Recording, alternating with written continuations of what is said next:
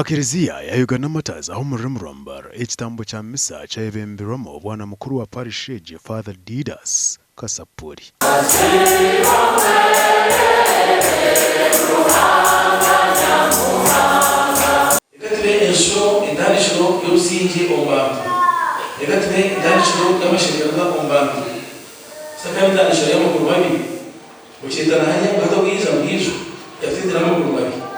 Mereka polisi wajib hapa bisa taruka yaba n'umuntu nyeneka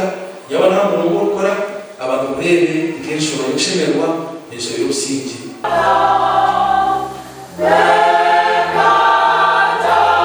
abebembezi ba government omuri Robert Mugabe Kachebezi Mayor wa Mbarara na Dr. Robert Rukari omunyishenjero abwambara City North banja kwihanangiza abanya-Uganda kuzora misho bakwatanise na government barwanise abazahambuji ba ADF. Baheze kuba tuba ADF botumanyakanika ahakigombe aliyomwe uheze kwita abantu 10 abakazi batanu n'abashire batanu kandi wahura n'abantu abo barakazi umanigo muri Mbarara ebyabombeka abukirize ya Uganda Martyrs Parish ibintu nabyo babigambaho kumitinga na bishop ubwo mwako twaza kutandika ekleziya cyeza kutandika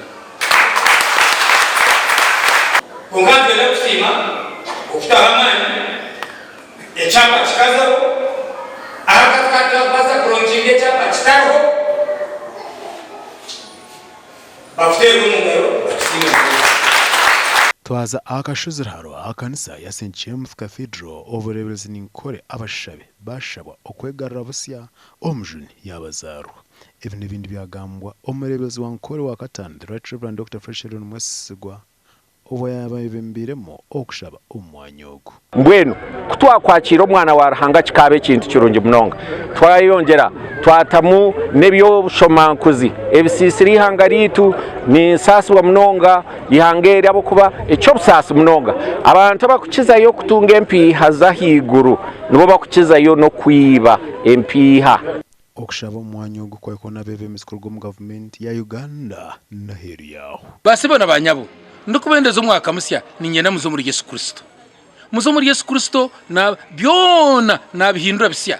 twaza nyamitiyobora Church of Uganda okushaba kwayebembirwamo Reverend Emmanuel Munyaneza yakoze umushogo okwisya na munonga banyinamaka okorera kugarura obusingi omu maka gabo ihanga nibo ryayongere naryo okugira obusingi abanya-Uganda katwatanise ekigombe kyone kyorumu katwatanise nk'abanya-Uganda rero obwisi okucenjana burgeho kandi corruption ebire nyingi munonga esende zakwenzombeka amarwariro ezakwenzombeka enguto hati nzwero munda y'omuntu omwe umwago kugira ngo for God and my country now for God and my stomach okushaba omwanya ogu kwahwa abashabe barikutongoza kwekoramo umurimo